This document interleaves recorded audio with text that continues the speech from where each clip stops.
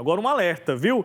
Para você que está nos acompanhando, os idosos são as principais vítimas de golpes patrimoniais no Brasil. De acordo com o Ministério dos Direitos Humanos e da Cidadania, mais de 43 mil casos de violações contra esse público foram registrados em 2024.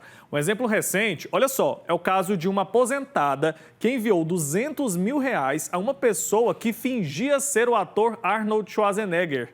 Nós vamos falar sobre esse assunto ao vivo com Alexandre Bruno de Barros, que é delegado titular da Delegacia Especializada no Atendimento ao Idoso aqui em Goiás. Vai nos ajudar a tratar sobre esse assunto, que é tão delicado, né? Um crime extremamente cruel contra um público que, de forma geral, é mais vulnerável. Doutor, bom dia, seja muito bem-vindo. Bom dia, Wilker. Bom dia a todos que assistem à TV Pai Eterno. É um prazer muito grande, em nome da instituição Polícia Civil, poder falar sobre o assunto. Então, doutor, por que os idosos continuam sendo as principais vítimas desse tipo de golpe patrimonial aqui no Brasil?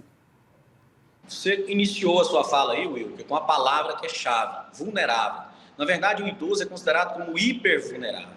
O idoso, por ele não ter, às vezes, o relacionamento com o pensamento crítico para desenvolver a sua capacidade no sentido de entender que vivemos um momento difícil em que as pessoas se armam de argumentos para poder enganar outro ser humano, o idoso passa a ser essa pessoa mais fraca dentro dessa relação. Fraca não no sentido pejorativo, mas no sentido de que o estelionatário vai aproveitar da sua boa-fé do idoso para criar um engodo, criar um argumento insidioso para que ele caia e acabe entregando aquilo que ele estaria no pensamento dele, do idoso, entregando para um familiar, ou para fazer uma caridade, ou até mesmo para, de uma forma altruísta, ajudar alguém. Doutor, os golpistas vão se atualizando, né? Eles vão desenvolvendo novas formas de aplicar golpes. Como que a gente pode se proteger, pode proteger os nossos idosos e quais são os golpes mais comuns que estão sendo aplicados ultimamente?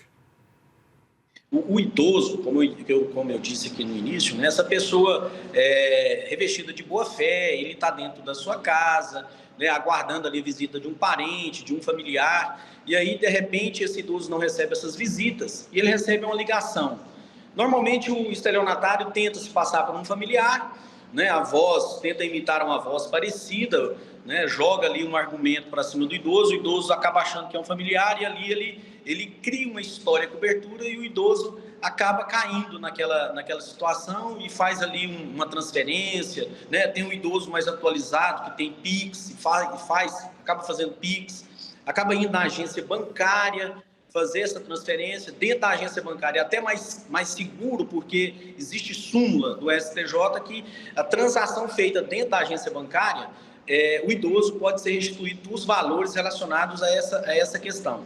Então, o que acontece? O idoso ele precisa de estar acompanhado de alguém da família para quando ele receber essa ligação, para quando ele ser incitado por alguém, essa pessoa próxima a ele venha esclarecer que o banco, por exemplo, não vai ligar para ele, o banco, por exemplo, não vai mandar mensagem para ele, ou a pessoa que estiver ligando para ele, para oferecer um seguro, para oferecer um medicamento milagroso, que esse medicamento vai chegar, que ele tem que fazer um determinado depósito, um valor X, que isso não vai acontecer, que isso aí cheira golpe, isso aí é o estelionato.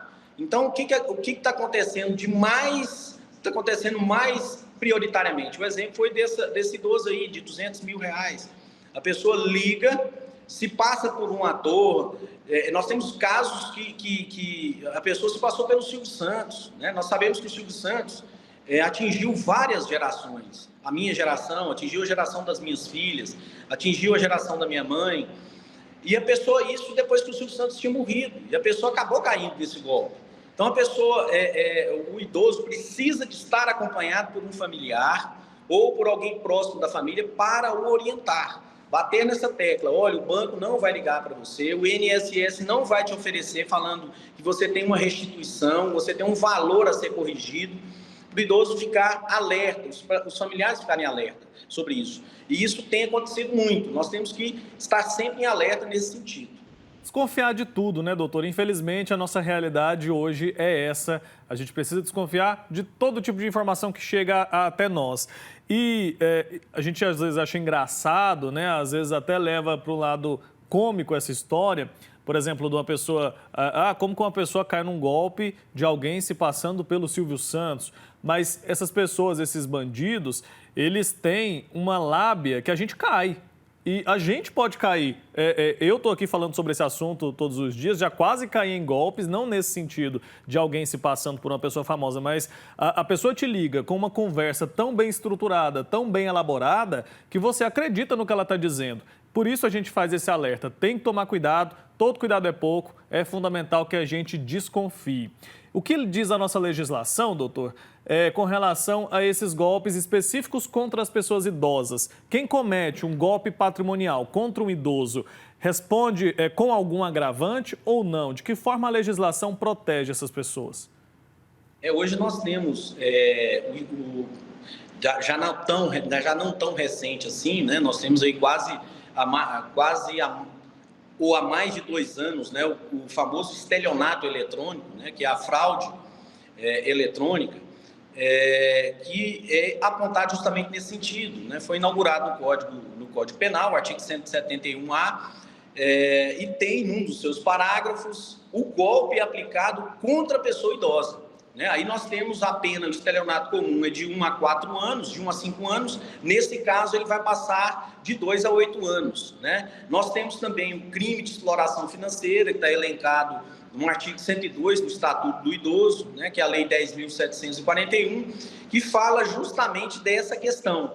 A do exploração financeira, normalmente em âmbito familiar. É o idoso que empresta o cartão para um familiar, é o idoso, né, que já não consegue ir no banco mais, o familiar vai lá para fazer o saque, sacar mais, faz empréstimo no nome do idoso. Existe esse artigo, a pena de 1 a 5 anos.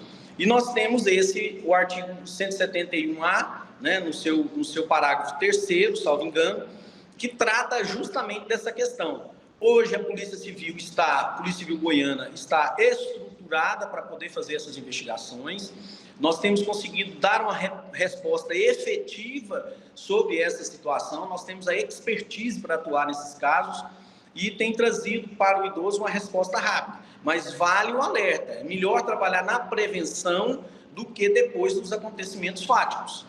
O alerta não caia nessa conversa de que o banco está te ligando para te oferecer dinheiro, uma margem de empréstimo com valor de juro abaixo daquele que é cobrado no mercado, um lucro fácil, né, uma revisão de seus proventos de aposentadoria.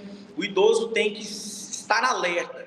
O que manda é o tete a tete. É o eletrônico que está vigorando hoje, o Pix, você não precisa de ir em banco? Sim, mas o idoso, ele que consegue caminhar, que consegue ter a ajuda dos seus familiares, é bom ele estar presente dentro do banco. Como eu disse, mesmo se acontecer o golpe e isso acontecer dentro da agência bancária, o idoso tem 100% de certeza que ele vai ser restituído os valores que ele foi vítima desse golpe dentro da agência bancária. Muito bem, fica o alerta então para quem é idoso ou para quem convive com pessoas idosas. Tem que tomar todo o cuidado do mundo, porque o que não falta é malandro para querer passar golpe na gente, né? Doutor, muito obrigado pelo seu tempo aqui. Doutor Alexandre Bruno de Barros, delegado titular da Delegacia Especializada no Atendimento ao Idoso de Goiás. Um abraço, até a próxima, viu? Obrigado, Igor. Fique com Deus, um abraço. Tchau, tchau. Até mais.